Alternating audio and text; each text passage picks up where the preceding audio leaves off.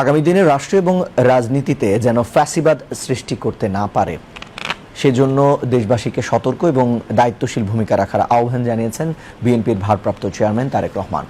সকালে রাজধানীতে গণঅভ্যুত্থান 2024 বেসরকারি বিশ্ববিদ্যালয়ের শিক্ষক শিক্ষার্থীদের অবদান এবং শহীদদের স্মরণে অনুষ্ঠিত স্মরণ সভায় ভার্চুয়ালি যোগ দিয়ে বক্তব্য রাখেন তিনি বলেন, দেশে গণতন্ত্রকে প্রাতিষ্ঠানিক রূপ দিতে জাতীয় নির্বাচন গুরুত্বপূর্ণ। দেশের সার্বিক পরিস্থিতি নিয়ন্ত্রণে অন্তর্বর্তী সরকারকে স্বচ্ছ ও সাহসী ভূমিকা রাখার আহ্বান জানান তারেক রহমান। শিক্ষার্থীবৃন্দদের স্মরণ সভার আয়োজক কমিটির আহ্বায়ক অধ্যাপক ডক্টর মোহাম্মদ তৌফিকুল ইসলাম মিথিল এর সভাপতিত্বে বিএনপির মহাসচিব মির্জা ফখরুল ইসলাম আলমগীর, স্থায়ী কমিটির সদস্য মির্জা আব্বাস, ডক্টর আব্দুল মঈন খান, সিনিয়র যুগ্ম মহাসচিব অ্যাডভোকেট রুহুল কবির রিজভী সহ শহীদ পরিবারের সদস্য, শিক্ষক ও শিক্ষার্থীরা বক্তব্য রাখেন। দেশে গণতন্ত্রের সংকট উত্তরণে সকলকে ঐক্যবদ্ধ হয়ে সতর্কতার সাথে সজাগ থাকার আহ্বান জানান বক্তারা।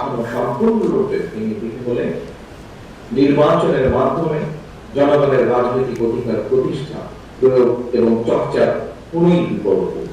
রাষ্ট্রের অপব্যবহার কিংবা প্রশাসনিক কৌশলের পরিবর্তে কারো রাজনৈতিক অভিলাষ পূরণের প্রধান মাধ্যম হওয়া দরকার জনগণের রায়, জনগণের আস্থা এবং বিশ্বাস।